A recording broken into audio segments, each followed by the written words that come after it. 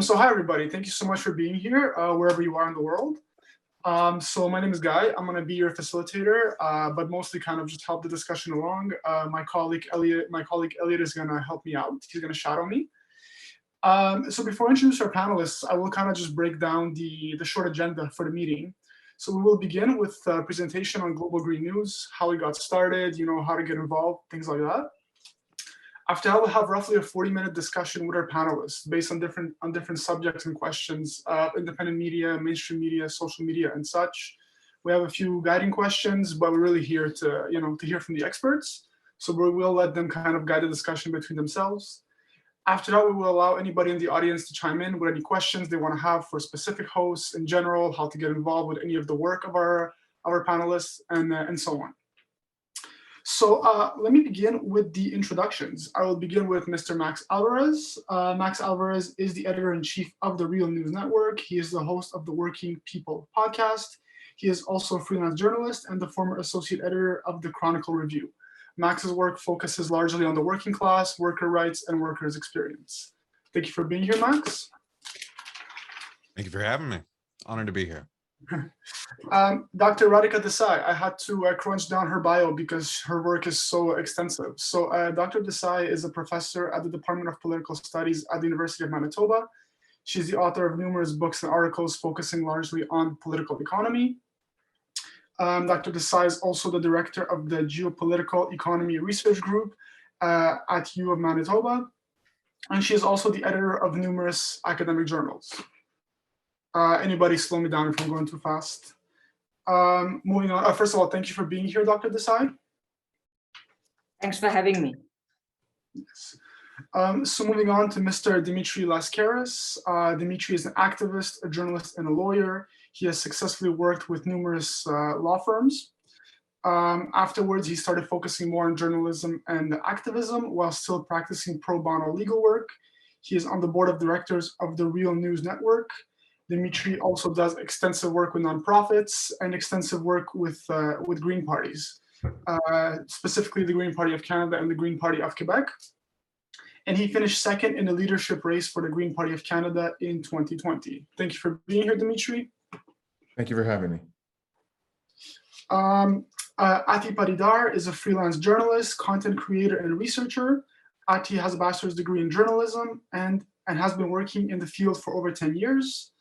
She's a former news editor, producer, and presenter, and she joined our very own Global Green News back in September 2021. Thank you for being here, Ati.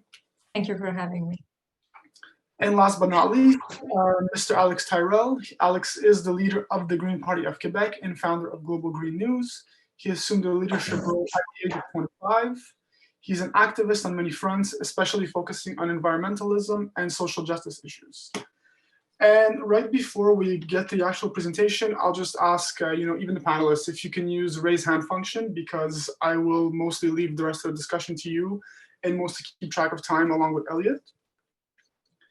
And after the quick introductions, again, thank you everybody for taking the time to be here. And I will pass the floor to Alex to discuss Global Green News, and anybody who wants to chime in is welcome to do so. You can go ahead, Alex.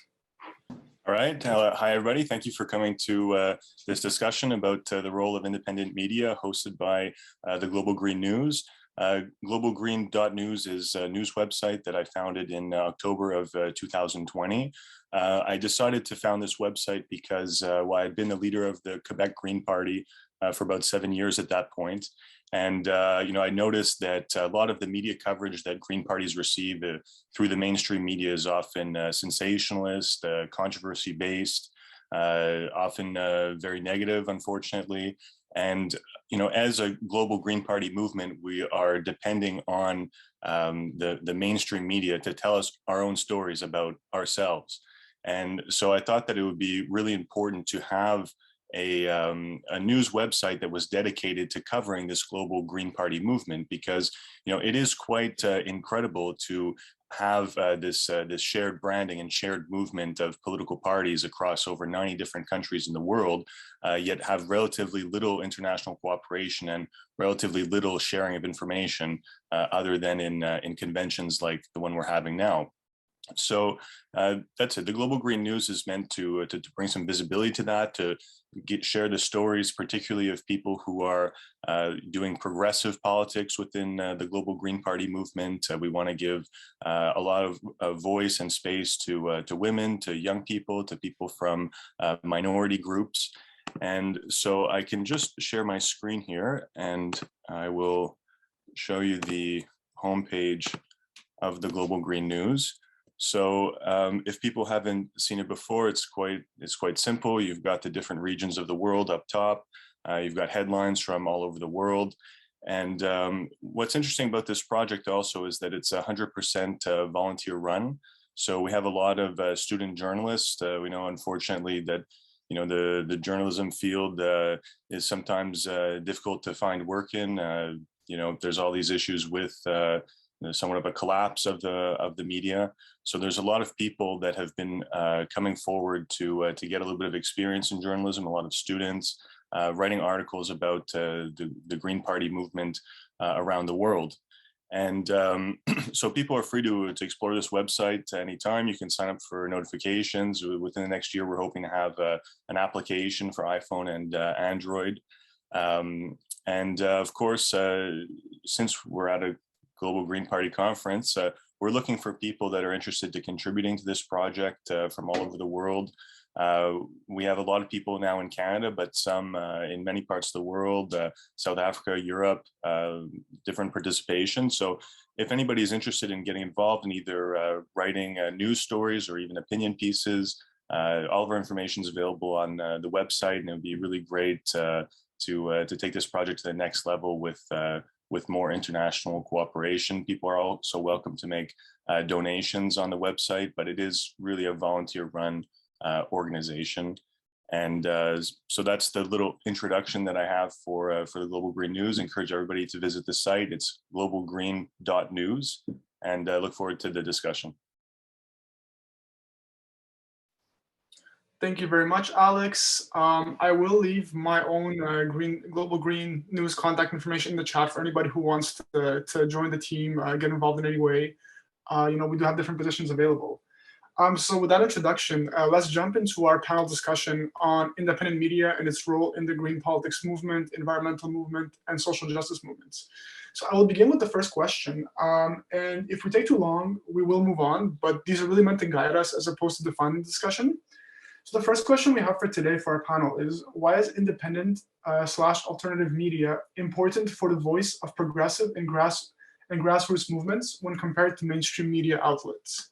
Alex touched on this a bit, but I invite, let's see who's first on my list. I invite Dimitri to start the conversation, and anybody can chime in from there on. Thank you very much. This is an absolutely critical question, and one that I never tire talking about.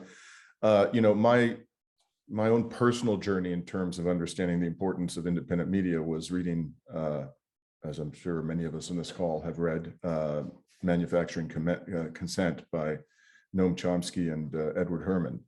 I read the book back in 2006 at the urging of a close friend of mine, and it was not only a revelation for me personally in terms of how the media actually operate. And I have to tell you, when I put that book down, I had this sense of profound indignation because I realized that I had been misled for my entire life by the media sources that I had trusted. And I really hadn't understood that until that point in time. And, and what Mr. Chomsky, Professor Chomsky and Professor Herman did so effectively was explain the ways in which, through a series of filters, the corporate media basically present to you a skewed and sometimes entirely false vision of what is happening in our world. It doesn't take a lot of insight to understand how they exercise this control over the mainstream media. They do it in two ways, essentially. One is by ownership. And now we know all of the major media organizations are effectively owned, or, certainly this is true in North America, with the exception of the CBC and NPR, are owned by CBC being Canada's state broadcaster, NPR being the state broadcaster in the United States. With those two exceptions, they are owned by large corporate entities, all of which have their own agenda, and which can be summarized in a sentence, and that's to maximize profit. And so they use these corporate entities, and through their control over these corporate entities, these media organizations, to present to Canadians and to Americans a particular skewed version of the world, which happens to advance their own political agenda. The other way in which they control the media or affect, the presentation of reality to the public through the media is advertising. Because even if you as an organization are dependent upon, critically dependent upon advertising as a source of revenue, inevitably you are going to adopt an editorial posture which is going to be favorable to your advertisers, because you're not going to want to jeopardize that relationship and lose that critically important revenue. So even in the case of the CBC, which is Canada's state broadcaster, there is corporate influence over the CBC because it has been made dependent to a very considerable degree on corporate advertising. And why is this so important that we get a handle on this and find a way to present a picture of the world through media that is reflective of the reality and which helps us as Greens to advance a green agenda? It's so important because from my perspective, we cannot advance the agenda of the Green Party without understanding that the economic system that we have constructed in our society is at the core of the climate crisis and a series of ecological crises we confront. And that economic system, of course, is capitalism. And this message is anathema to the corporate media. The owners of the corporate media and those who fund it through advertising are deeply committed to and dependent upon the preservation of this capitalist system. So any narrative which challenges the wisdom of capitalism, as we must as Greens, in my opinion, in order to achieve our goal of saving this planet, preserving the livability of our Earth, any narrative is going to be intensely opposed by the corporate media. And we've seen this in Canada for years, how the climate crisis has been downplayed, how the interests of the fossil fuels industry and the extractive sector, Canada at the end of the day is in many ways a petro state. And we've seen how the corporate media in this country have downplayed or outright misled the public about the urgency of the climate crisis, because they don't want to see the kinds, their owners and their advertisers don't want to see the kinds of reforms that are necessary economically and socioeconomically to resolve the climate emergency. So I cannot stress enough, how important it is that we as Greens foster independent media. I myself have been on the board, as was mentioned at the outset, of the Real News Network for over 10 years. This is a not-for-profit independent media organization. It was originally created in Canada, now based in Baltimore. And we do not take any corporate advertising, and we do not take government money. The organization is entirely supported by the members of its audience, which obviously creates certain economic constraints, but at the same time, and crucially, allows the organization to foster and always embody a progressive, editorial posture, and one that is faithful to the facts and not presenting a certain vision of the world that happens to suit the interests of the extractive sector. Thank you very much, Mr. Lascaris, touching importantly on the economy and on the Real News Network. And with that, I see Dr. Desai's hand up, followed by Mr. Alvarez, and followed by Ms. Paridar. So Dr. Desai, you can go ahead.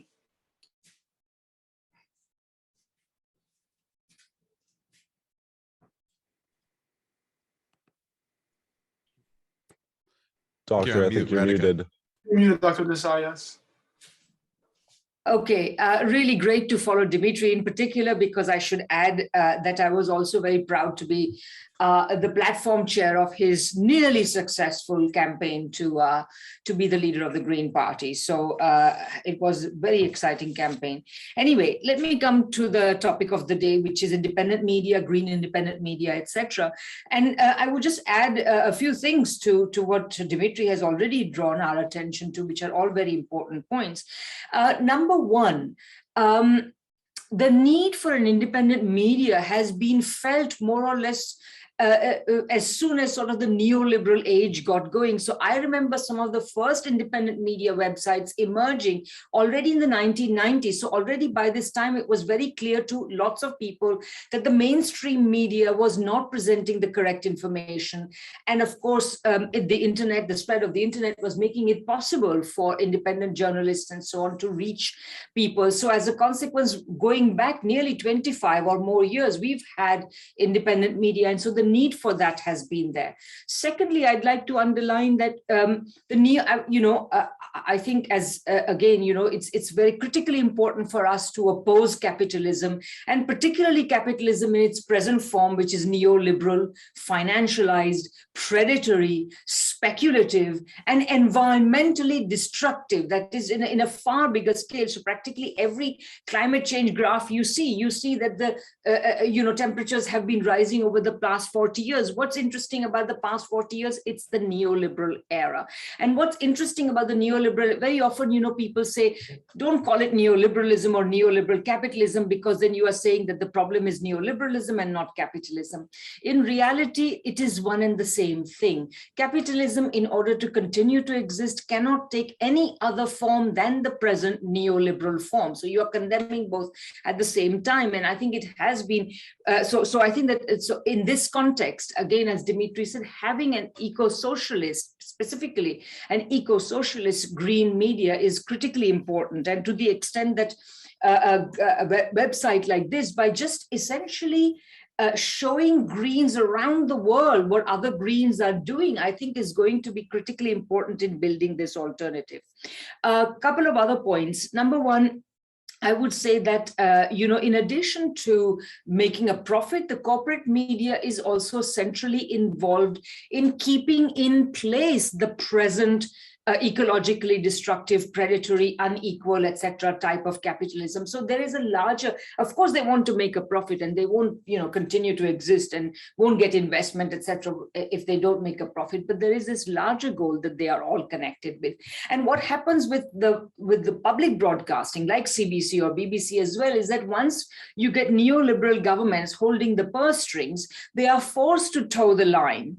Public broadcasters are forced to toe the mainstream corporate media line. So in fact, very often they are even more zealous about the neoliberal line, etc., than others. So I think that corporate, that independent media in this context plays a very, very critically important role. And one final point I will make is that I think it's critically important to spread these views about, green news and views and so on and analyses. At the same time, I think it's also very important to link up with grassroots movements. So I think that if the Global Greens project can also advance further along those lines, that would be really important, because it's one thing to spread the news, etc., but it's quite another to bring together the political forces that are going to fight to change the world, because it is critically important today, more so than ever before. For now, I think I'll end here.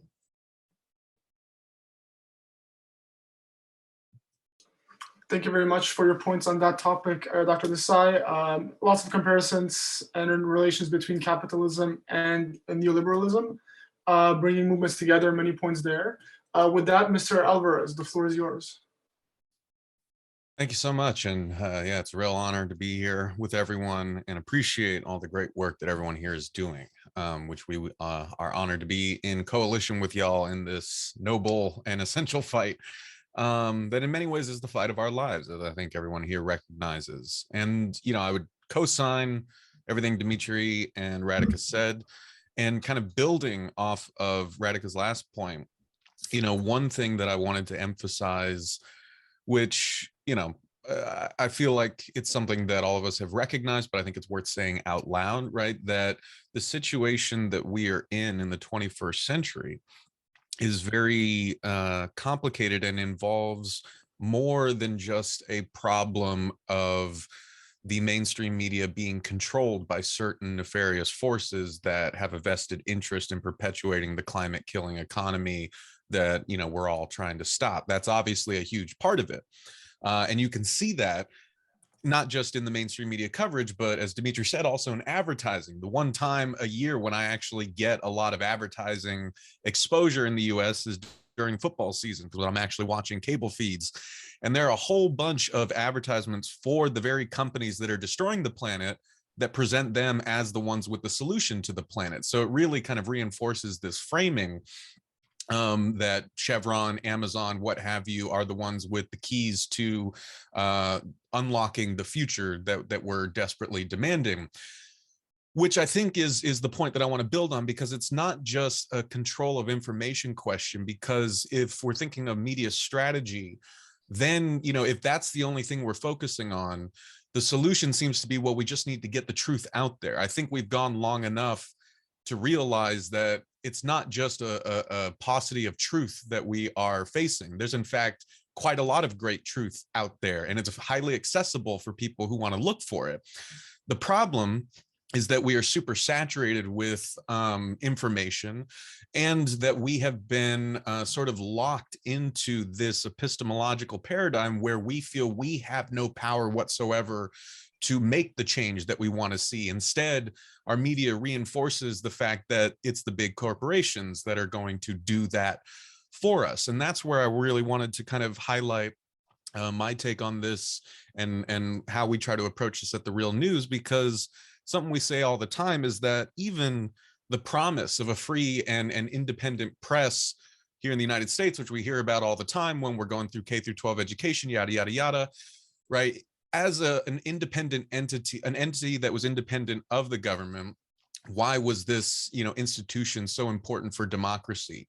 Not just because, you know, it could provide, you know, truth that wasn't controlled by the governing entity, but because it gave citizens actionable information to be better stewards of democracy, which they were supposedly entrusted with.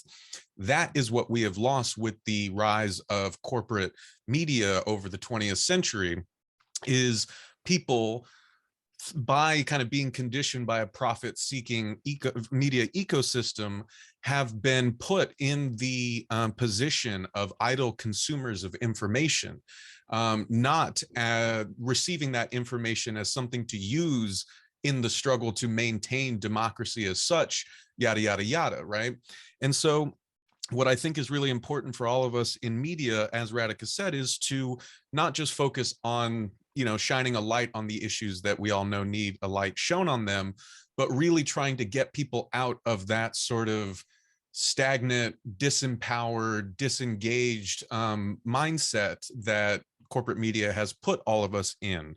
And so we need to be lifting up the struggles and voices of people on the front lines. We need to show people that there are people beyond Amazon and Chevron who are actually fighting these fights. There are ways for you to get involved in those fights. We can use media to put people in conversation with one another, and to address audiences not just as passive consumers of information and idle spectators to the end of the world, but engage and activate them as stakeholders in the fight to save it.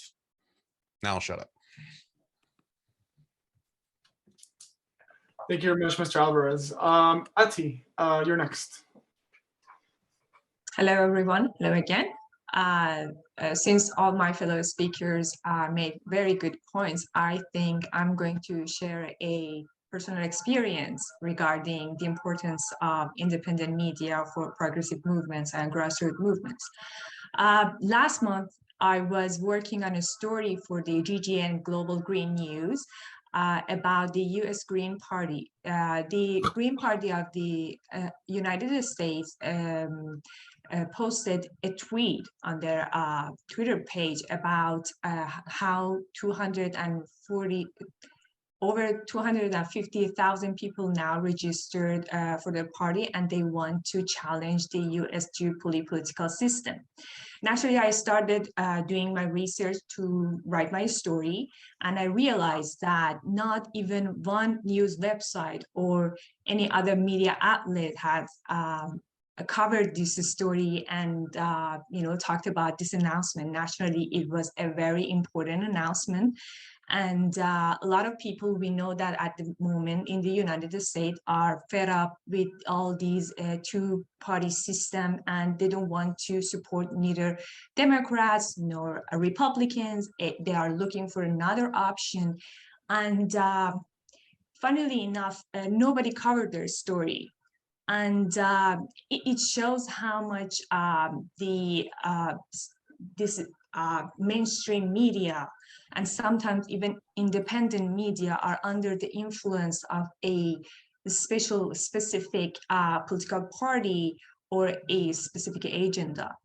And I think GGN was the first news website that covered that story.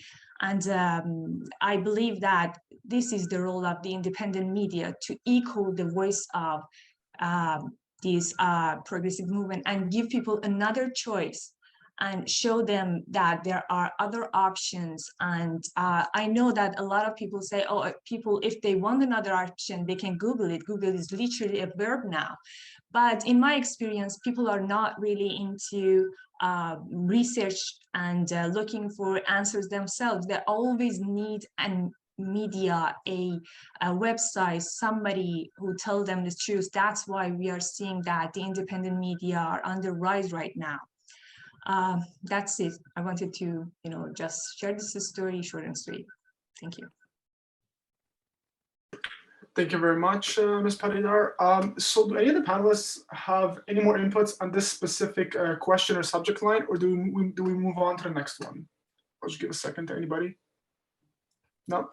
Okay, perfect. So a lot of our questions are related, but just take slightly different angles. So the next subject line we have is, does mainstream media, mainstream media is often accused of being biased or showing one type of narrative. As our panelists demonstrated, it's usually the capitalist narrative.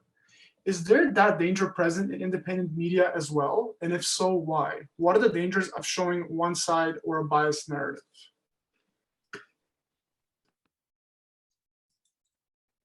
Mr. Tyrrell, the floor is yours. Yeah, right. Thanks. So I think it's a really interesting question, right? Because of course, when we talk about independent media, you have progressive independent media. You also have like right-wing independent media. And so I think that, of course, there could be a certain bias if you're writing for independent media that covers environmental news from an activist perspective. Well, certainly, the information there is going to be something that those sort of people want to read. On the other hand, if you look at what's happening in Ottawa right now, where the capital is under siege from anti-vax people, there's independent media that are covering that as well from a right-wing perspective. So I think that one of the big differences for people who are consuming media, between mainstream and independent, is that you have to take the independent media in context, whereas the mainstream media before, when everybody used to read the same newspaper, have the same nightly newscast, was a little bit different. But an informed reader can really get a lot more in-depth information from looking at both. I mean, for example, with this trucker protest that we have in Ottawa, there's a mainstream narrative that's very strongly opposed to it, that is trying to paint it as being extremist and white supremacist and that sort of thing. There's certainly elements of that, but there does seem to be somewhat of a bias towards like trashing these sort of these protesters. And when you look at the right-wing independent media, they're interviewing people about why they're there and stuff like that. Some people have more legitimate reasons than others. Some people are saying false stuff. The independent right-wing news itself is saying false stuff. But when you look at it in context of knowing where this news comes from, you can learn a lot of interesting facts. So there could be a chance of having independent media that's biased, but I think that since it's independent and it's more tailored to a certain niche or set of issues, that people can understand a little bit more where that's coming from. And I mean, any kind of news has a certain amount of ideological bias to it.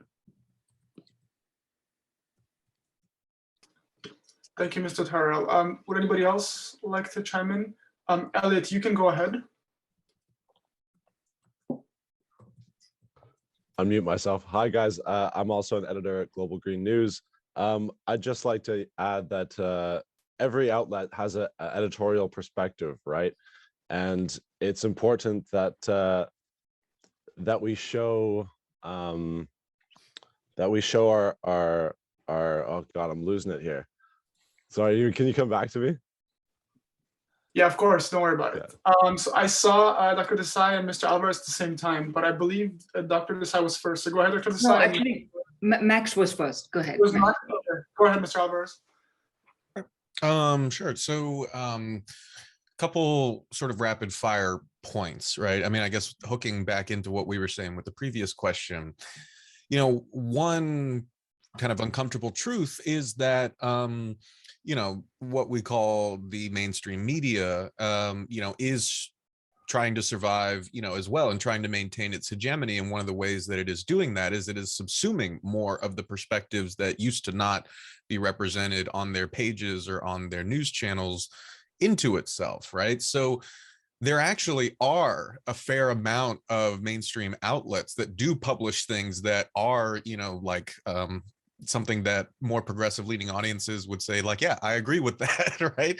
The issue is that we are all operating in this sort of new media ecology where what we see and when is very highly curated, depending on black boxed algorithms that more or less control like what we see as truth, right? And so this is part of why, people whose algorithms are telling them, their social media algorithms are realizing that they want to see more right-leaning perspectives, will get really pissed off when an occasional piece from the New York Times makes it into their echo chambers, and they'll say, oh, this is why the New York Times is a liberal rag, right? When the left will have the same problem. They'll say, well, this is the New York Times championing war again in this or that country. That's what we see. But for the New York Times, it's trying to kind of please all audiences in that way.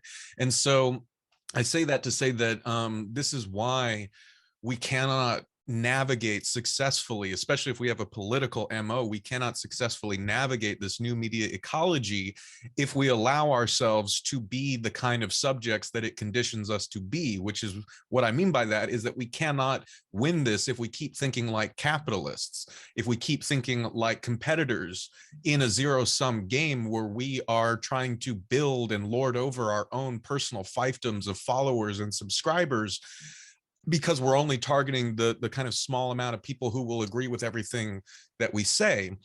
What we need to do is think differently. We need to collaborate. We need to be trying to bring our audiences in conversation with one another, because the algorithms that divide us may in fact prevent that from happening organically. So we have to take a more active approach to not only introducing people to topics they may not have seen, but to be in conversation with people they may not have known existed in the first place. So that's the main thing that I would say.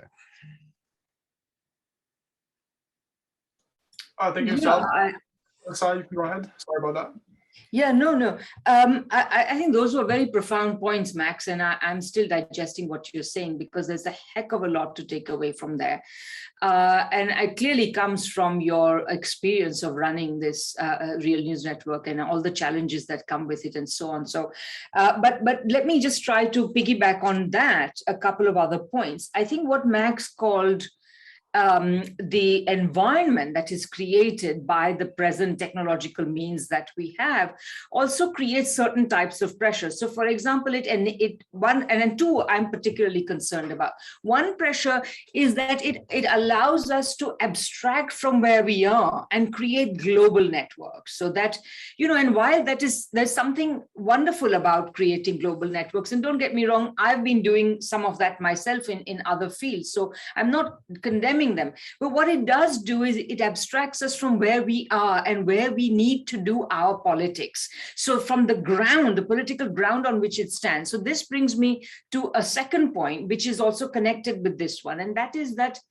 also it allows us to specialize in certain niche issues. So we are going to have this green website. But the fact of the matter is, for green politics to succeed, it has to be part of a larger politics that affects all the other issues facing people, right? So whether it's the economy, of course, the environment, but economy, social justice, etc., etc., etc. So in that sense, I think that we also do not produce this wider politics, which I would say has to be some kind of inclusive, diverse, eco-socialist politics, etc. We don't do that. And I think one sign of it, for example, is that, we are so busy concentrating on our specialized topics that at the moment, in fact, it's true that our governments have failed dismally in tackling the present pandemic. The only people making the running in terms of opposing the government are these right-wing people. Where is the left critique of the handling of the crisis, which is also, as you all know, as much a part of green politics as anything else? Because, if you think about it, part of the reason why zoonosis has been so frequent in recent decades is because of the speed and scale with which we are destroying the habitats of all sorts of animals and so on.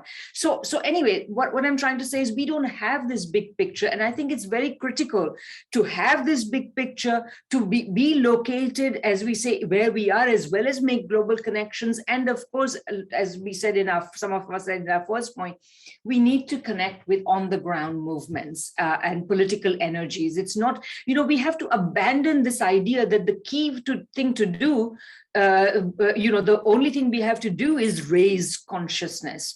That's kind of pretty condescending to begin with. And the fact is, it's not information that's going to change the world. People out there are already, for 4 decades, they have been suffering from neoliberalism. But the left has historically thrown in the towel. We now can have social democratic neoliberalism or conservative neoliberalism or liberal neoliberalism. So we have to create the alternative that's going to go beyond that. If alternative media has any role to play, it is the role that it will play in enabling this to happen. This is what I think, what I should say, and I should end there. Thank you. Thank you very much, Dr. Desai. Just to the audience, I see your questions. Don't worry, we will get to that around noon. Also to acknowledge Mr. Lascaris, I know you're leaving right before noon, so we will give you a few minutes at least to give a comment. With that, Ms. Paridar, do you want to continue? Yes, I just wanted to say, just because a media outlet is independent doesn't mean that it's necessarily impartial. There's a huge difference. Just because they're not, being financially supported by a specific corporation, or since they're not state-sponsored and no government is supporting them, it doesn't mean that they're not biased. There's always this editorial agenda, editorial standards that every media outlet is following, and that's how they define if they're going to be impartial or unbiased. That's why if a independent media is being biased, it doesn't necessarily mean that it's kind of contradicting itself. It's just because of the agenda that they're following. Maybe they are, being that independent media is following some sort of radical movement or radical agenda, and at the same time being independent. That's it. Thank you very much, Ms. Paridar. Mr. Lascaris, do you want to continue?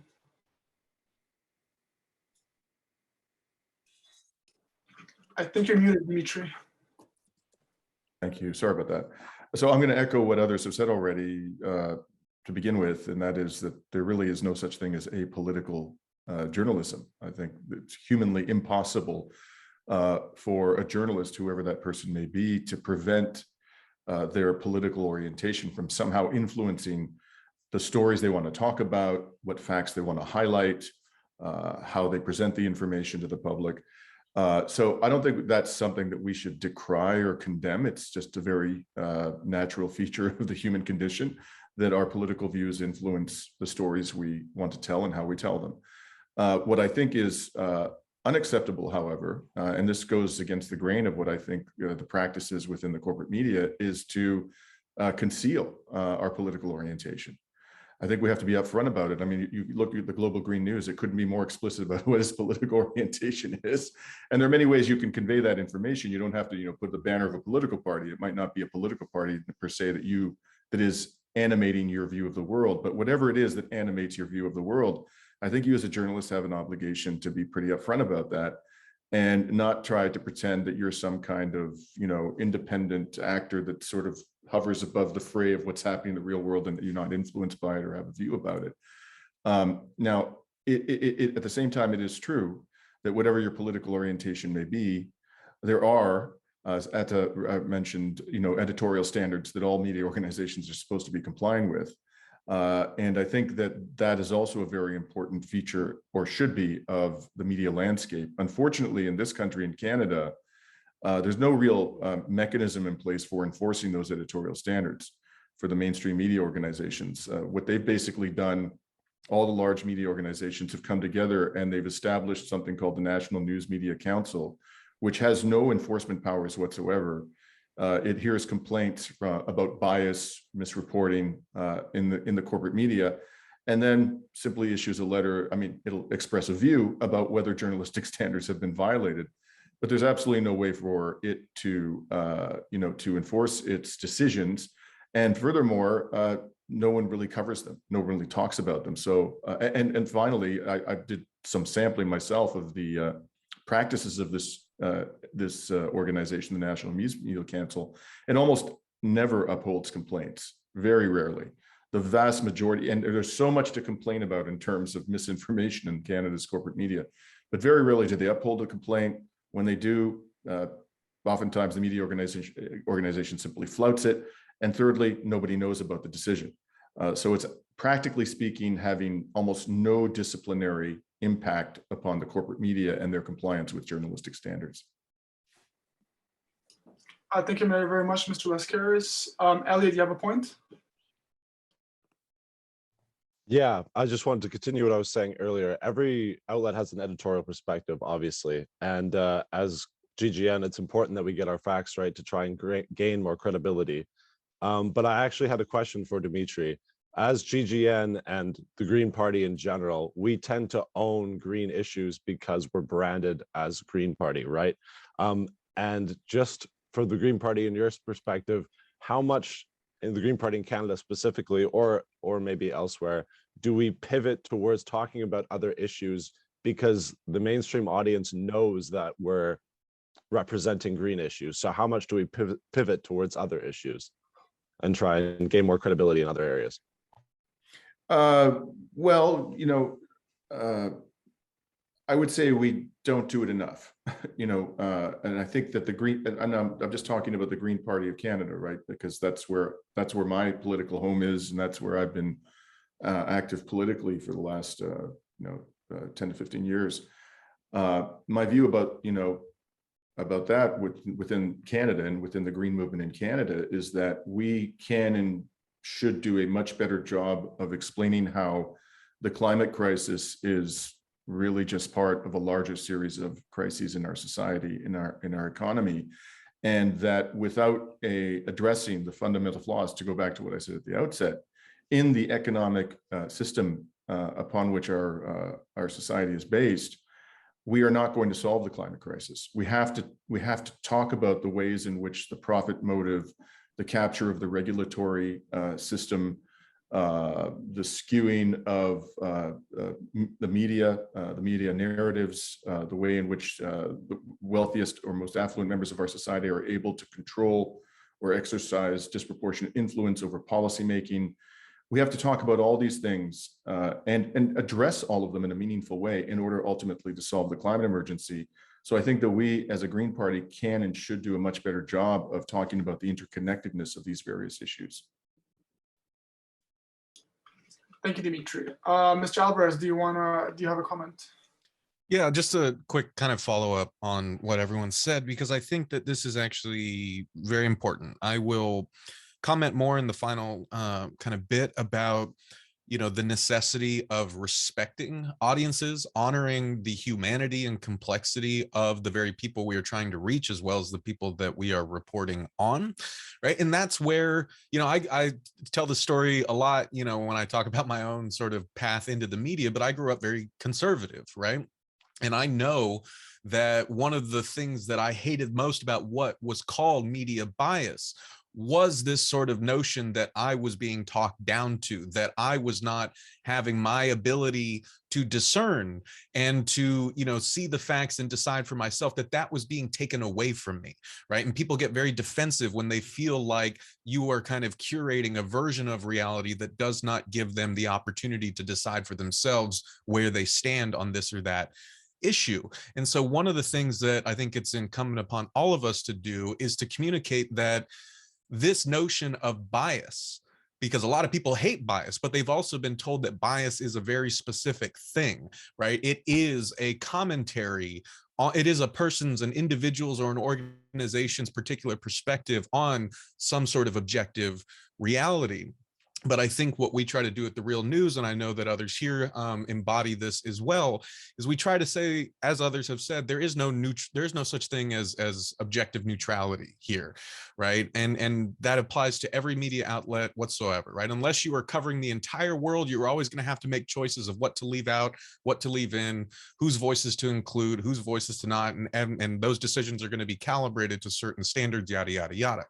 What we try to communicate to people is that yes, we have very kind of clearly stated political principles and objectives for the media that we make.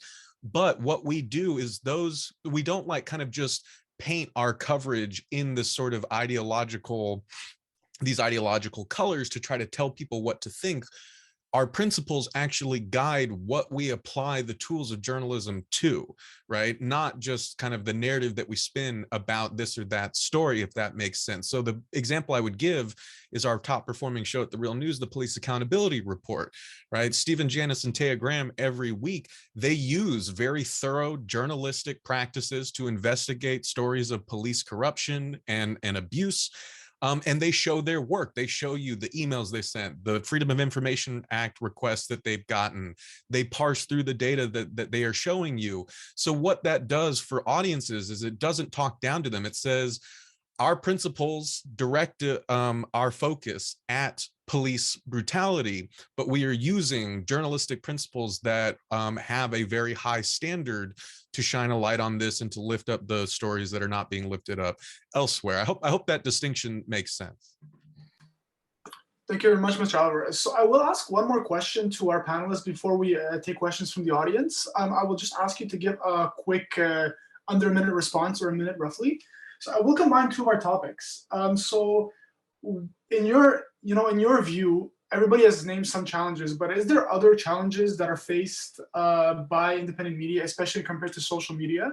And if you could perhaps name a few personal experiences where you've seen, challenges specific to your own work that have really, made you struggle perhaps to work with independent media.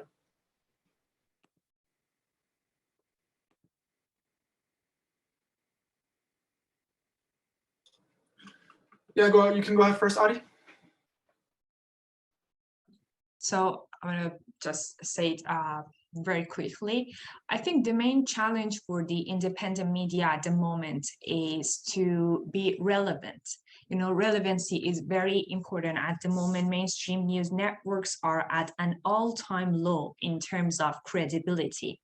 And that's why we see a lot of independent media, independent pundits rising up, and people are turning to them. So there's a competition. And every independent media needs to be relative. Relevancy is really important, and it comes with a right narrative. You have to have your own unique narrative to stay relevant and attract people's attention. I think that's the main challenge at the moment. Thank you, Abby. Mr. Lascaris, do you want to go ahead? Won't surprise anybody on this call to hear me say that the number one challenge confronting the mainstream media is funding, or the independent media, I should say, is funding. And when you're not, you don't have to pay the piper. You not have to worry about advertising revenue and keeping your corporate sponsors happy, and you don't have a boss whose overarching priority is profit maximization or presenting a favorable image of capitalism. It's liberating, and you're sort of you can attack all sorts of problems from a journalistic perspective that you wouldn't be able to do in that environment, in the for-profit environment. But you're highly constrained by a lack of economic resources. So, for example, I would love to see The Real News have foreign correspondents all over the world. I would do incredible reporting on foreign policy if we could actually have people on the ground, from one end of the planet to the other. But we don't have anywhere near the kind of financial resources necessary to do that. In fact, there are nowadays not too many major corporate media organizations which have, foreign correspondents placed around the world. Very few of them actually do. So for us, it's an immense challenge, and not having people on the ground. And it's not just internationally, but even with the United States itself. Our organization is based in Baltimore. It's very difficult for us to get people to other parts of the United States or other parts of Canada to report on the ground. And when you're not on the ground, that's a serious constrained on what you can deliver in terms of the news. I'll end with a pitch that those of you who are interested in getting a much more progressive and frank discussion about what's happening in our world, find an independent media organization to support and do what you can. Even even a small donation now and then will make a difference. And if you can, spread your money around, because we should be fostering a diverse independent media culture. And I don't want to try to monopolize every dollar that the independent media has to offer for my particular organization, Real News, in which I love, and I encourage you to support it. But I think we need to support all independent media today. Thank you very much, Mr. Lascaris. Mr. Tyrrell, do you want to go ahead? Yeah, sure. I just wanted to say that one of the challenges that I've seen for independent media in this new polarized sort of algorithm-dominated world is that a lot of the stuff that's most popular is either very extreme or clickbait sort of thing. And this was one of the criticisms that I had of the mainstream media when founding the Global Green News, was that it's often sensationalist, and often the title is a little bit exaggerated. When you read the article, it's not quite what the clickbait was. But now, running the Global Green News, we find ourselves in sometimes similar situations, because when you look at the statistics of which articles get clicked, well, it's often the controversy-based articles that get clicked, right? So it's difficult. One of the difficulties is to not re-become the mainstream media and adopt their practices as independent media, and to try and be able to give high-quality news without sensationalizing it, without sort of clickbaiting and that sort of thing. I think is a challenge as much for independent media as it is for the mainstream. Thank you, Mr. Tyrrell. Dr. Desai? I'll just say very quickly that I think in addition to all these wonderful points that have been made, that one thing one might bear in mind is that the independent media is a creature of two things coming together. One, the neoliberal corruption of the mainstream media, which has gone a very long way. I mean, things were already bad, before neoliberalism, but they've gotten progressively worse. And so clearly the need was felt. I was just looking up and I see that Counterpunch, for example, was created in 1994. So, it goes back as far as that.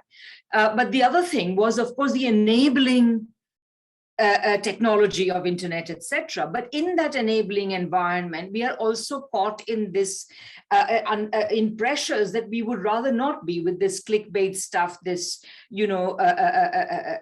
social media, etc., and how it skews us. And as Alex said, it's skewing us, even people, the most principled people, are feeling the pressures. So I think in this context, it's always important to keep in the forefront a larger vision of what, see independent media as something which is kind of a stopgap operation until you get something more acceptable, which is once again restores certain key ideals to the media across the board. And it should include things like, why is it that these platforms like Facebook are privately owned? Because it's because they are privately owned that they are abused rather than used, abused to detract from human welfare, and abused to harm people even, as you see, for example, there are about Instagram and young people and so on. I mean, all these things are there. So we have to have a larger vision of what a healthy media and a healthy media environment and technology looks like. I think that would be really great. Thank you very much, Dr. Desai. So right before we go into a discussion with the audience, Mr. Lascaris, do you want to have a final say before you have to go? Actually, I think I've managed to cover off everything that I wanted to address today. But if you have a last question before I go, I'm happy to answer it. Okay, well then I guess we will go with the audience. I will start unmuting. I have one attendee with their hand up, and I have a few questions on the queue. So if you just give me 1 second, I will. So Mr. Mike Feinstein, I gave you the ability to unmute so you can ask your question. Great. Thanks, everybody. I'm a Green from Santa Monica, California. I've been involved since 1988. I helped start the Global Greens a long, long time ago. And my question is, our Global Greens Twitter isn't active because we don't have the staff. I haven't seen your website. I manage the Global Greens Facebook group. I haven't seen you reposting anything there. So number one, I want to just hope that you can take your site and repost your stuff.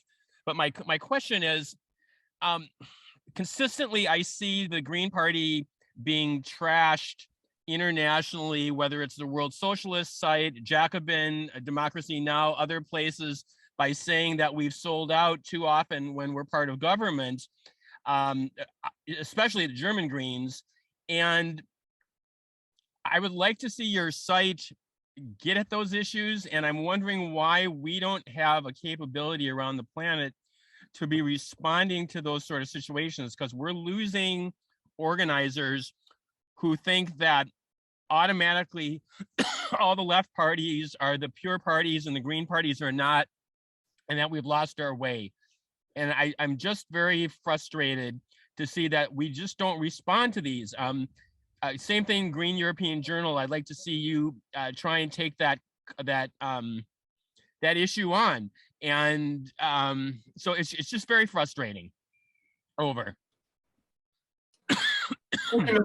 Franklin. Would any of the panelists like to respond?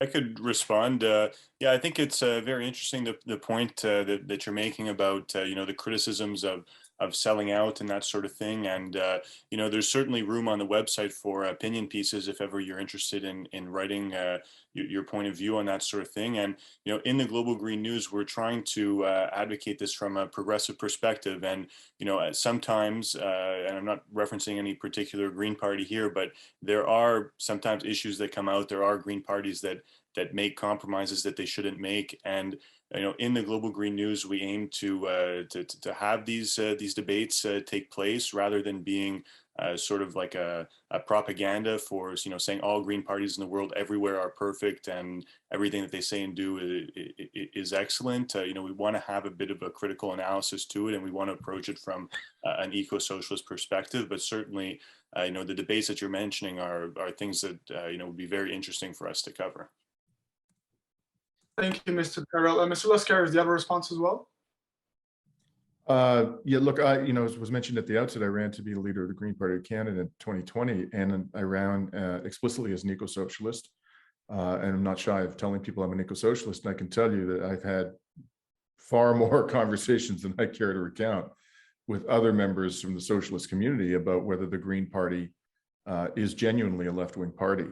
And there's a lot of skepticism on the left about that. And it's for a variety of reasons. It's not just, what we've seen when Green parties, for example, in Europe have formed part of coalitions with other parties that are leaning more to the right. It's also the rhetoric that we employ as a party here in Canada. So for example, we had for years a campaign slogan of neither left nor right, but forward. Now, somebody say that that's a perfectly sensible way to try to construct a big tent type of party. But I can tell you the people on the left, they hate that phrase. Absolutely detest it, because it seems like you're trying to be all things to all people and aren't truly committed to addressing the core causes of social injustice and the climate crisis. So I'm saying all of this by way to really to agree with you. I think it's absolutely indispensable, if we want to build support on the left, for us to address this criticism that both within Canada and internationally, Green parties have been too accommodating to the right and too accommodating to neoliberal capital. I'd like to see a lot more honest discussion about that. To some extent, it's not true, but to some extent, it is true. And we need to be upfront about that. Just to follow up on that, there's a difference between the compromises we make when we're in government, and there have been a couple of excellent workshops during this video conference, and a policy that isn't sufficiently transformative. And I think that sometimes the fact that we are successful in places around the world and we are making some strategic compromises on policy when we form a coalition agreement or otherwise, get used against us to say that we aren't sufficiently transformative. And I think that's a very important point, Mike. I think It would have been interesting, Dimitri, if you were elected. It would have been very interesting. Thank you. I watched the vote. It was very interesting. Thanks. In any event, I need to leave the conversation. I'm sorry, I've got to go now, but thank you very much, everybody. It's been a great time talking to you. See you. Thank you, Dimitri. We're happy to have you and hope to have you again in the future. Thank you. I look forward to it. Mr. Alvarez, your hand was up. Do you want to comment on the issue? Yeah, just a kind of quick comment on this, because it's I can't speak as much on the kind of internal politics of the Green Party. I can just say, you know, from my side over here in the US and watching kind of how this unfolds in various pockets of what we call the left.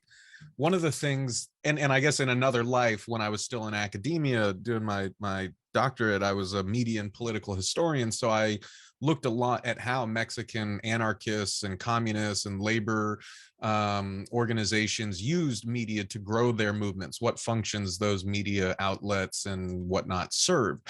What I think is an important point to make in our day and age, especially when it comes to the left here in North America, is that media is not the only place where we can have and should have these conversations, right? I think one of the problems with how the left paints itself or upholds itself is like we have more influence in the media sphere than we have basically anywhere else. And so we focus a lot of our energy there, whether that is social media politics or whether that is kind of our propaganda organs, so on and so forth. But one of the things that I'm constantly learning from the labor movement is there are things that you talk about in public, and there are things that you talk about in kind of trusted organizing spaces where people can hash out differences in opinion and strategy kind of thoughtfully without worrying that it's going to turn into some big hullabaloo on social media where everyone's respective supporters are going to come into the fray, and basically the person who's the loudest and gets the most likes and retweets is going to win the debate.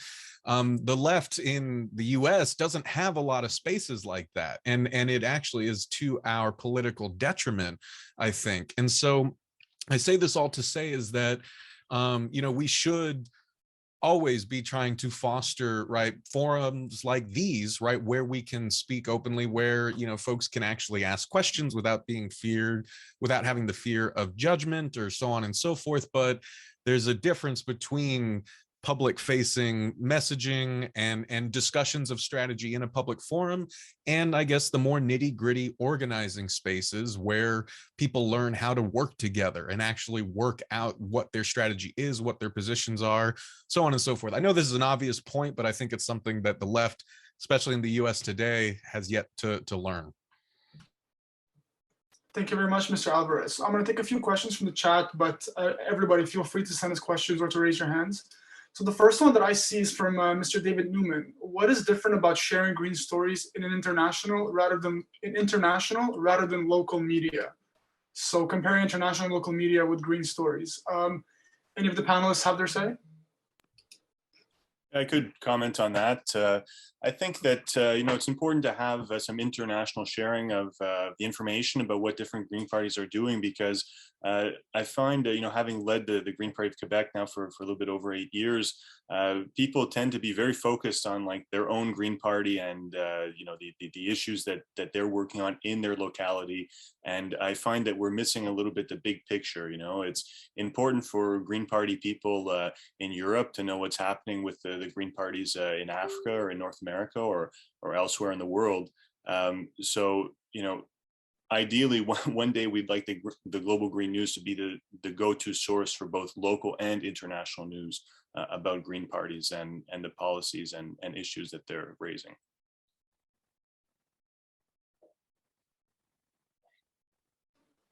Anybody else wants to weigh in? That goes for the audience as well. Just raise your hand up and I'll unmute you. Oh, Ati, you can go ahead.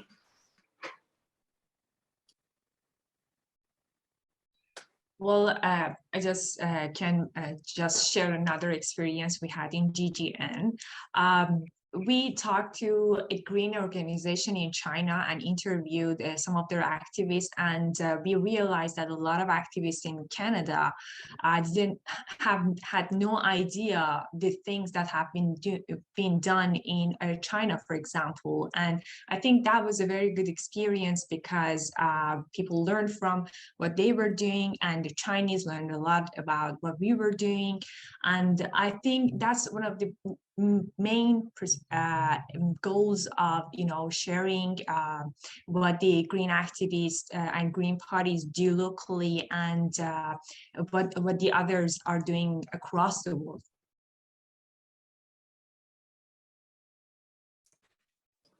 All right, so I have two questions. Before Mike's follow-up, I have one more here. So from Mr. Ted Weber, can you comment on internet control and surveillance by corporations and governments when it comes to the media?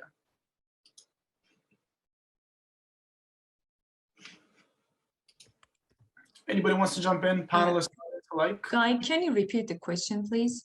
Oh, sorry, if you give me 1 second. Can you comment on internet control and surveillance by corporations and government?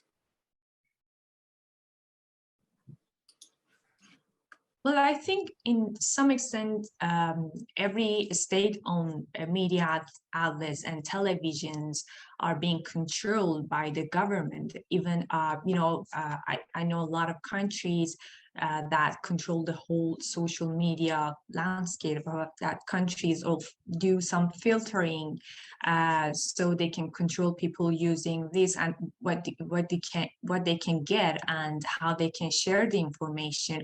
But in my experience, at the end of the day, people always find a way to some sort of get what they want, the information that they want, regardless of all those control and surveillances. Thank you, Ati. Do any of the panelists want to comment on that, or will I? Yes, go ahead, Dr. Desai.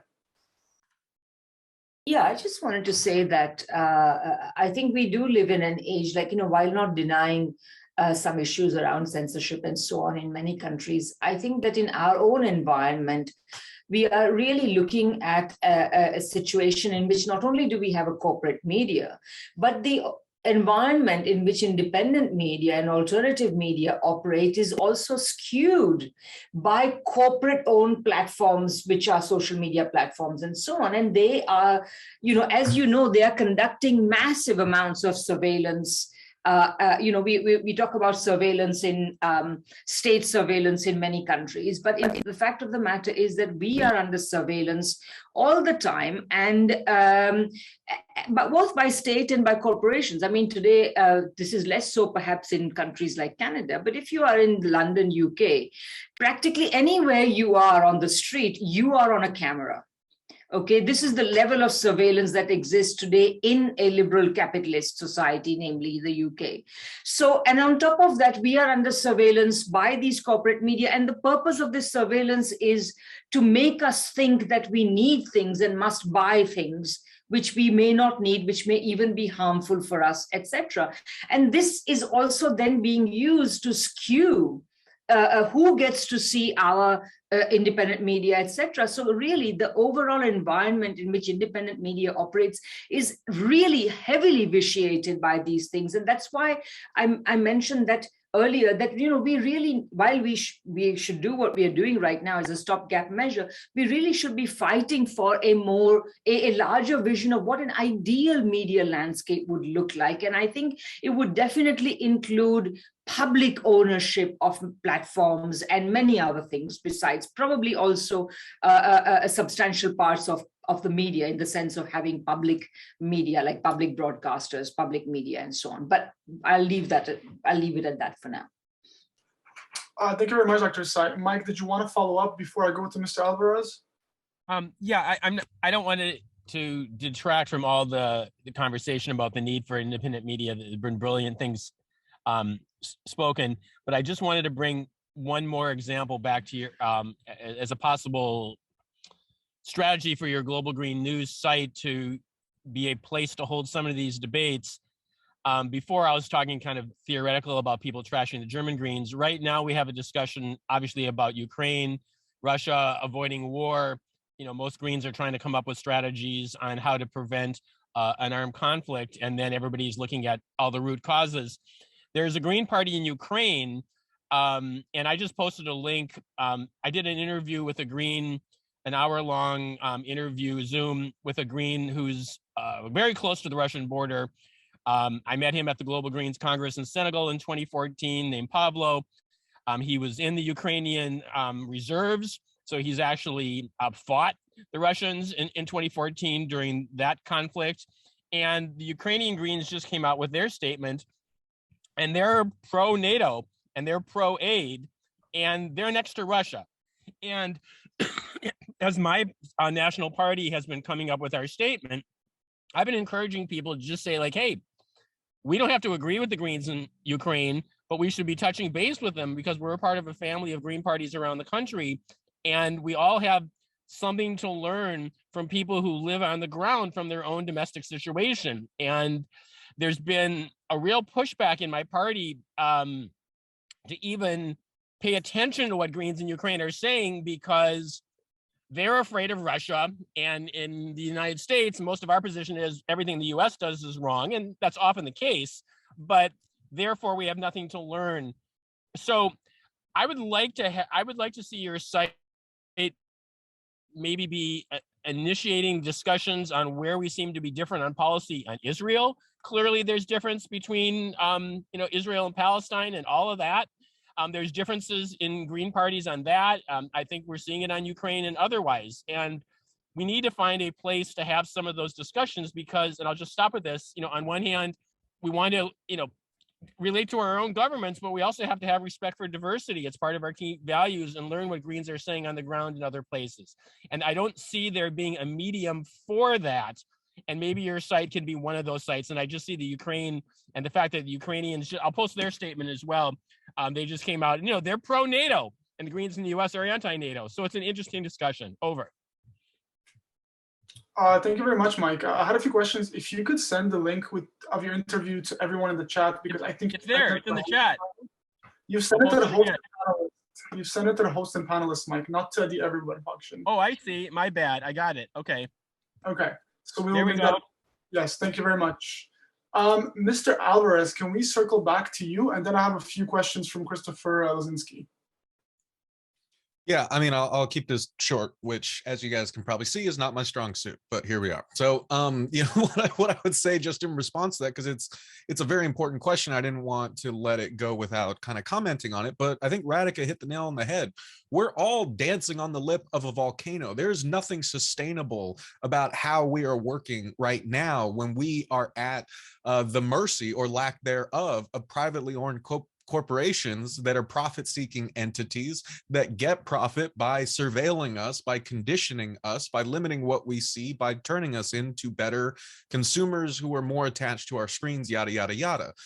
Here at The Real News, I mean, like, I've only been at The Real News for a year and a half, but I know that it's been a video platform for a lot longer than that. And so, written into The Real News Network's lifespan are these kind of black boxed off stage decisions that have been made by Facebook, which is still the main driver of traffic for a lot of news outlets.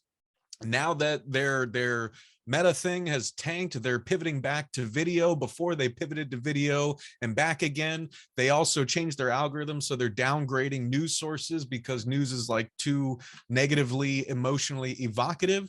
What they're doing every time that they change stuff like that is, taking food out of our mouths, basically, like making it harder for us to get visibility for the work that we're doing and for lifting up the stories that need to get attention.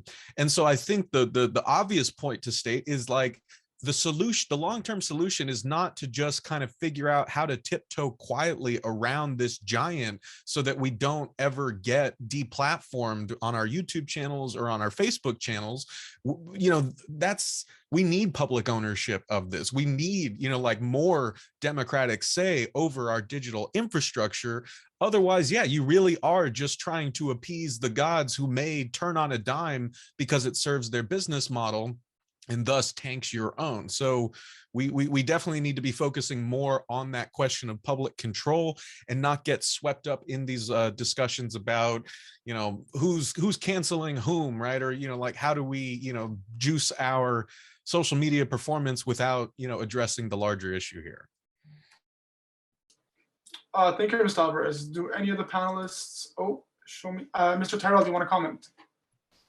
Yeah, if I could just follow up on that, I think that you know, the public ownership of the different platforms is something that you know, people should be advocating for going forward. And I think that along with that, if we gave people the ability to control, or at least to view their the algorithms that are acting on them, so that you could adjust your algorithm and say, I want to see more news, less of this, less of that. Right now, we don't have any way to control that. You can go on Facebook and you can like you know, 250 different pages, and the Facebook algorithm is going to determine what you see. You can't choose yourself what kind of content you're going to be see. They decide for you. So some sort of a transparency mechanism, or the ability for the Facebook and social media users to customize their algorithm, I think might be one of many tools to correct some of these problems.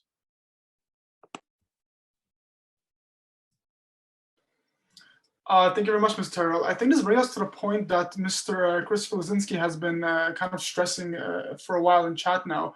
Christopher, do you want to take the floor, or would you like me to read what you've been saying?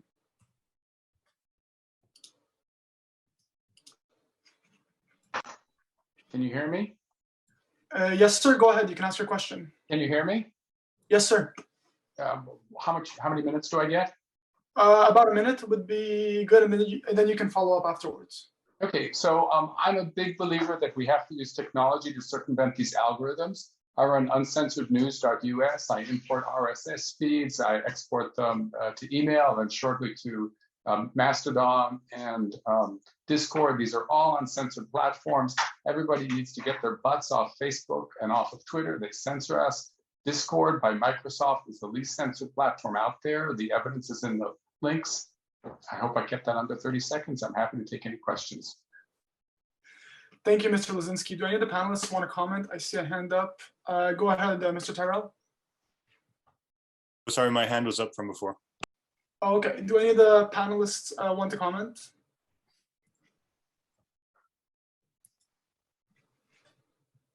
Mr. Lazinski, you can follow up if you want. Oh, go ahead, Dr. Desai, yes. Yeah, maybe I'll just say that, you know, I totally appreciate what Christopher is saying, that, you know, there are ways of doing it. But honestly, like, I think that like when platforms like Facebook exist, they are not going to be, people are not going to suddenly, you know, in one, you know, it's like, what is it, 3 to 4 billion people on Facebook or some other platforms, they're not going to suddenly abandon them because we ask them to do so. I think this is, you know, while I'm really glad that this technology exists, it's not going to make a big dent. It's the only way we can make a difference is if we demand the regulation and perhaps public ownership of these platforms so that they are deployed in completely different ways. The reason why Facebook is so distorting, social media is so distorting, is because their purpose is to make a profit by selling advertising, which means you sensationalize, you polarize, and so on, which is also destroying politics in so many ways. So just a thought. May I respond? Of course, go ahead, Christopher. So I agree with you, it's impossible to get people to move. But we have two platforms, and Mastodon has very little traffic, right? So that doesn't work. But email and Discord, at least 350 million people on Discord. Everybody has an email address. All the Green parties all around the world have historic Green email databases. California gets the elections database, which is 50,000 people. Half of them have emails. That's 25,000. We're barely using them to circumvent censorship. Discord has at least 350 million people a couple of years ago. It's very hard to get people. I agree with you. We have to control Facebook. We have to control Twitter. It's impossible to get the people to move, but we can target, really put our energies into those two platforms that have users, email and Discord, and quit putting our energies and quit wasting our energies on Twitter and Facebook. Thank you, Christopher. I see a hand up. Elliot, would you like to respond? Yeah, I was just thinking that if Discord and Mastodon, like you said, have these lower traffic people on there, I figure once they become the main source of traffic, won't they be just as regulated as society, fixates on those two things? And just a question for the other panelists is, do you think that we can live in a world where we have the free kind of market square of social media, like the heads of some social media wants us to believe, or do you think it has to be regulated? You can respond, Christopher, if you like. Okay, so first of all, Mastodon and Discord are very different beasts. Discord is owned by Microsoft, and if you check on my website, there are records of Microsoft censoring people, but their censorship is really minimal compared to any of the mainstream platforms. The other one is Discord, which is an open source project. My friends maybe have a couple hundred followers. It's just not that large, but it's completely uncensored. You can run your own, it's open source, you run your own server if you want to. Lots of really, it's a tremendous source of uncensored news. The quality of the uncensored news on Discord is off the charts great. But it doesn't, on Mastodon. So Mastodon doesn't have many users. It is completely free. Discord is kind of the middle ground. Email is the middle ground.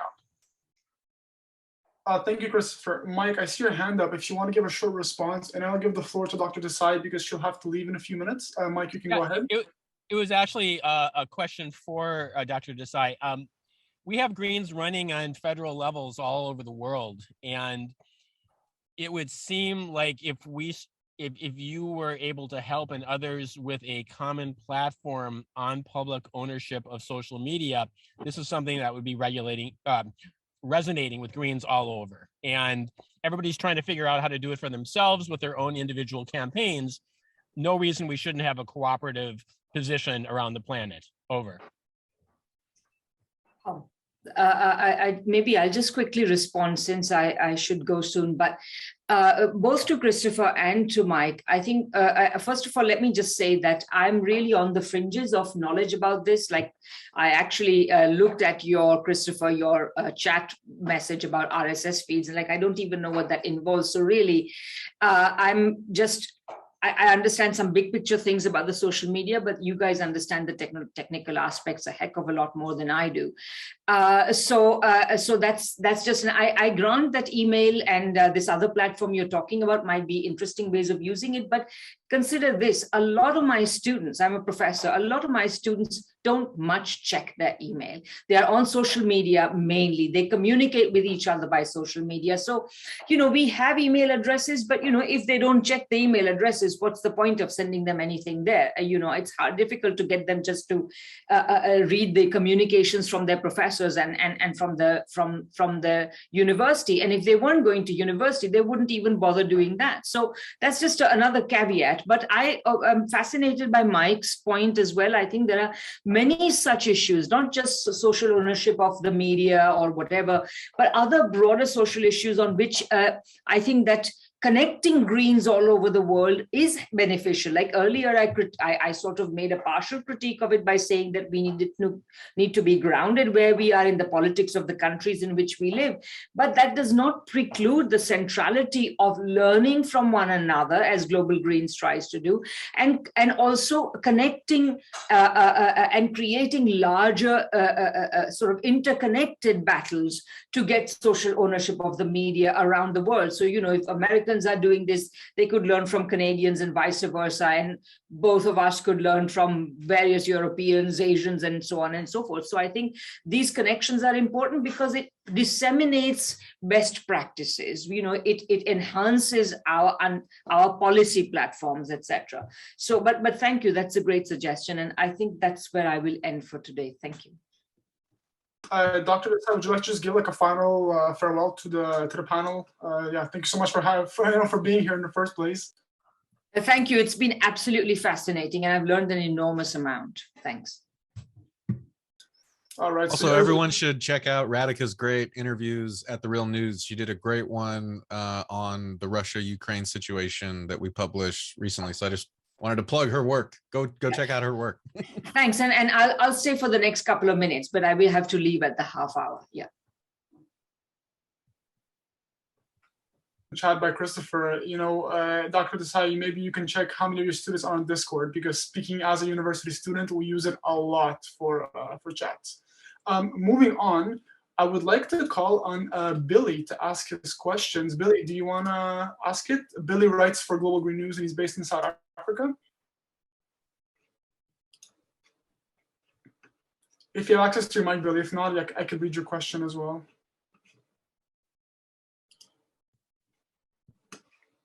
Okay, so Billy's not responding to, oh yeah, go ahead, Billy. Perfect.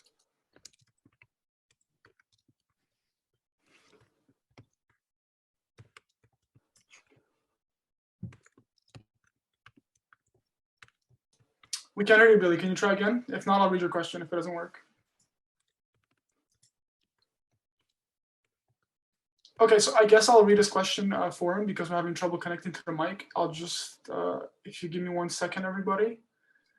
Okay, so Billy's question is it possible to have a completely independent media in a poor country where even journalists, for a lack of substantial basic salary, resort to the support of politicians? Would any of the panelists like to chime in?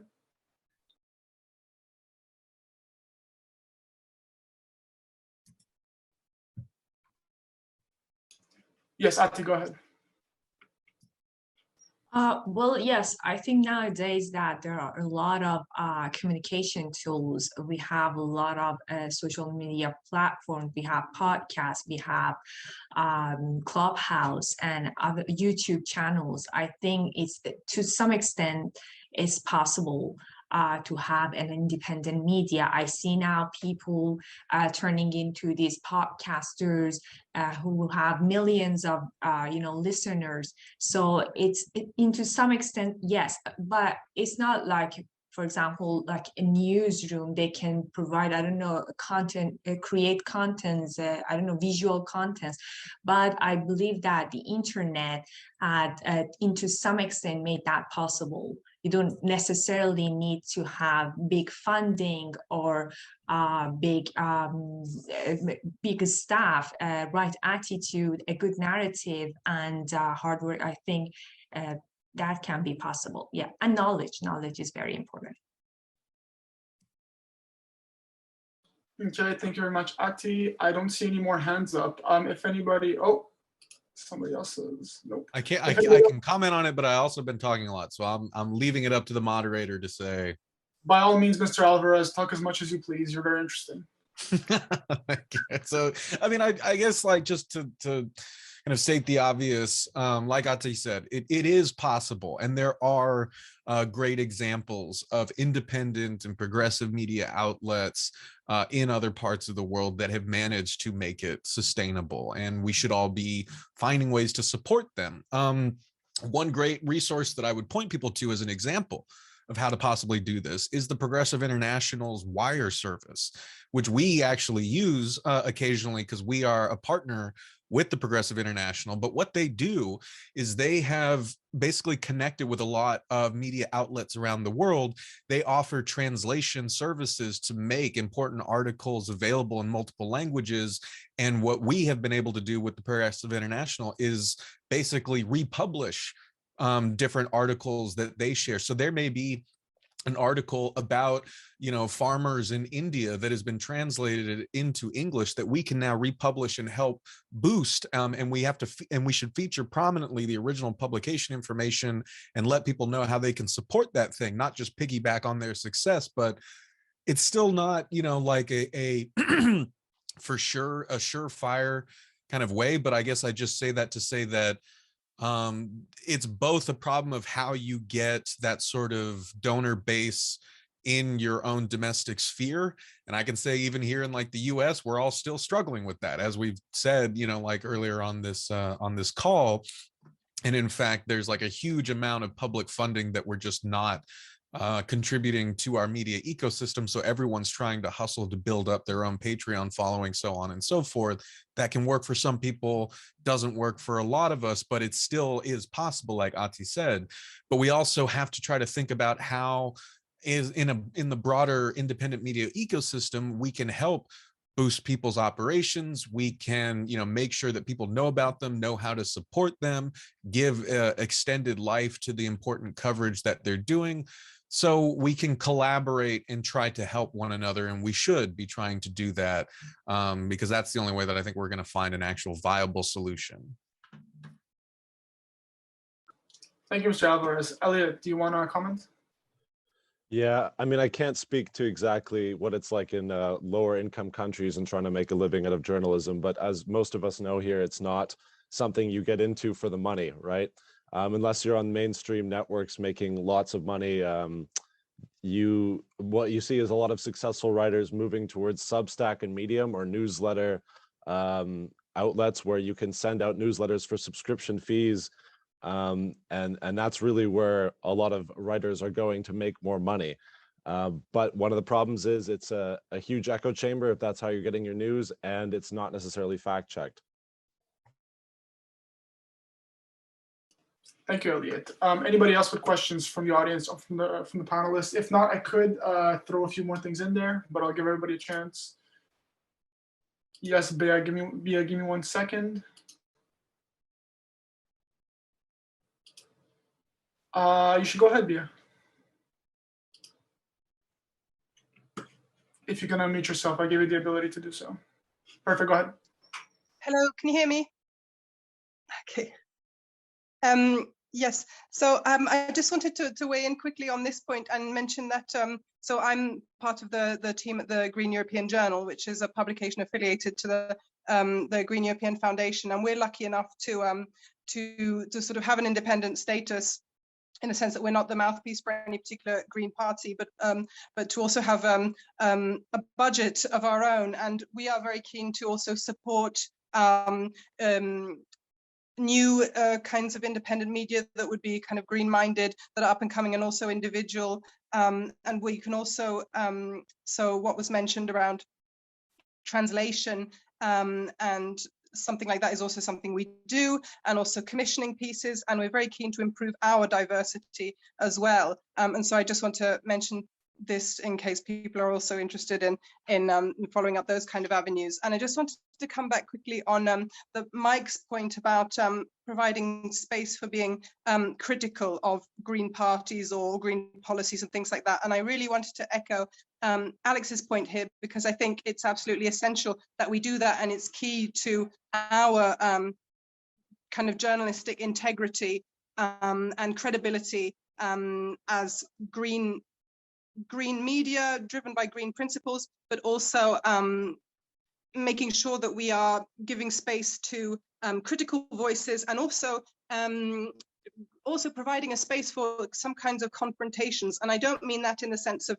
you know, we want to undermine the green movement by airing dirty laundry for the sake of it, but what we do want to do is provide space for discussions that move the movement forward, and that can mean sort of healthy controversy, healthy debate, and that's something that we definitely want to do more of at the Journal. And then just coming to the point about international audiences, I found Radhika's point about, you know, the danger in a way of global media to be really interesting and very thought-provoking, and I would agree there, but also with the idea that we can also share local stories. And as she also said, you know, this idea of sharing best practices and what that means. Our particular challenge at the Journal, as many of you will be aware, the Green European Journal, is that we are trying to be a transnational publication in a European public sphere, which is very much still under construction. And so we're trying to construct a bit the public sphere in which we want to operate, which is very,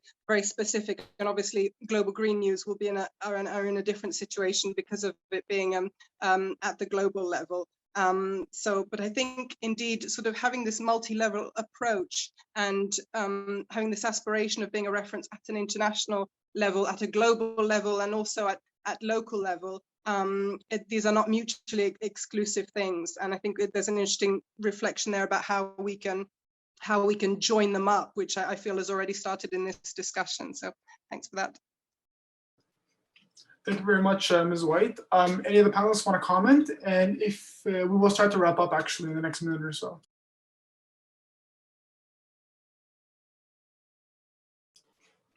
Comments from anybody? One last comment maybe before we conclude.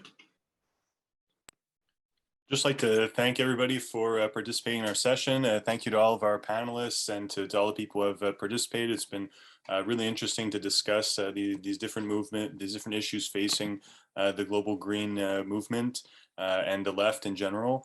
And just like to invite everybody to check out our website, of course, GlobalGreen.News. If anybody's interested in participating by contributing content or that sort of thing, we're very much open to any kind of partnership that way. And people are welcome to join the team. So once again, thanks everybody for coming. Thank you, Guy, for moderating, and look forward to staying in touch with people going forward. And Mr. Alvarez, would you guys have any concluding remarks before we all go get our coffee? So the audio cut out for the first part of that. Were you saying closing comments? Yes, sir. Any closing comments you may have? Okay. So yeah, just to echo, thank you everyone for being here, for your great questions. Thank you to my amazing co-panelists and to everyone who organized and moderated this. It's really been an honor to be a part of the discussion and hear everyone's thoughtful responses. I guess I would end on this because it's like it kind of goes to the heart of how we approach things at the Real News, how, you know, I've approached my own media making, as was mentioned, I think by Dimitri earlier. You know, the Real News, we're a small staff, but we, you know, I think we're a you know, very committed one, and we do produce YouTube shows, podcasts, text articles, and a whole host of content on a bunch of different topics that we're, you know, really invested in. And for me, I tend to cover a lot of labor issues. Particularly, I tend to lift up the voices and lives and struggles of everyday working people, both on my podcast called Working People and in interviews like the one that we published yesterday, where I spoke to a labor organizer in Mexico who was heavily involved in the huge victory at the GM plant in Silao, where workers voted for a more independent democratic union. I raise that to say, because what I've learned from talking to workers in the way that I do, and how I've learned, you know, through trial and error, is something that I wanted to what I wanted to share is that, you know, making media is not in and of itself organizing. And I think it's important to recognize that up front. But what could media look like if we approach it with an organizing mindset, right? What makes effective organizing work, and how could we potentially translate that to the kind of coverage that we're doing to advance the kind of causes that we're fighting for? And so I think that one of the things that I'm always learning from labor organizers and political organizers, right, is that, yeah, you don't just talk down to people, you don't just hand them a leaflet to consume and then move on. You have to address them as whole human beings. You have to kind of respect them as complex people who have the capacity for thought and answer the questions that they want to have answers. Most organizers will tell you that 80 to 90% of your job is listening. And that's what I try to embody in the coverage that I do, is I try to help other audiences listen attentively to the lives, dreams, and struggles of working people. Because there's a lot that happens there, right? You both make people feel more seen. You make their stories feel more important. You show that we are not just these kind of little sound bites that mainstream media presents us as every time that there's an election or something like that, right? And when you do that, you allow people to connect with one another on that deeper human level, and hopefully can foster that kind of solidarity building that makes people more committed to one another's struggles, as opposed to, like I said, just sort of passive, rapidly moving consumers of information who are just moving from one story to the next. How do we get people to commit to one another? How do we get people to see through the struggles that we are reporting on? So follow-up is another important thing, not just kind of deep attention to the human beings behind the headlines, but actually giving viewers and audiences a chance to follow up and stay committed and see through the struggles that they become invested in. So that's, I think, one thing that independent media can also do to sort of untether ourselves from that kind of rat race of trying to get the most clicks from the most sensational headline at the most opportune time. That does not serve our political ends. We need deep attention, we need deep commitment and deep solidarity building internationally, and we can embody that in the media that we produce. So thank you for all having me. Thank you very much, Mr. Alvarez. Mike, I see your hand up. Do you want to have a quick comment before we definitely conclude? Yeah, for sure. And it will be quick. As I'm agonizing here over what is the structure to have Greens around the planet come together around a position around public ownership of social media, I just want to mention to people that on the global level, when we started the Global Greens, we had both what is called the Global Greens Coordination, which has 3 members from each of our 4 global federations, and that's kind of our global steering committee. But we also had something called the Global Greens Network that was supposed to have a series of delegates from every national party communicating directly with each other. And that was originally, it was an email list when that was the only technology. I helped to manage it. And over time, the Global Greens Coordination killed the Global Green Network and didn't want the national parties talking directly to each other. This was mostly the European Greens, because the European Greens wanted to have their own unified statements coming out and not having other parties getting in there and influencing their people. And we have therefore lost a mechanism that we could have used to talk to each other. And I think people need to know that. I don't have a quick answer for that, but our original structure that we came up with in Canberra, in Australia in 2001, had a vehicle for us to talk directly to every national party that wasn't dependent on social media. It was something that we owned, and we gave it up willingly to more centralization of power. Over. Thank you, Mike. Ati, you have the floor for 30 seconds if you want to have a final remark. I just wanted to thank everyone for giving me the opportunity, my co-panelists and you, Guy. Us journalists are usually who cover these stories and ask the questions. We don't usually have the chance to speak our minds freely. So thank you. This was great. Thank you. Thank you, Ati. Okay, so I guess with that, we can definitely conclude. So I would personally like to thank all our panelists, all our participants. Please follow up with us with any other questions. You can follow us, as Alex said, at GlobalGreen.News. And you can follow the work of each of our individual panelists. They all do extensive, great work in activism and in academia and in media. And I wish everybody a great end of the conference. There's a few events left. Please enjoy, and please send us your news, correspond to us. We are happy and willing to work with anybody. Thank you, everybody. Have a great day.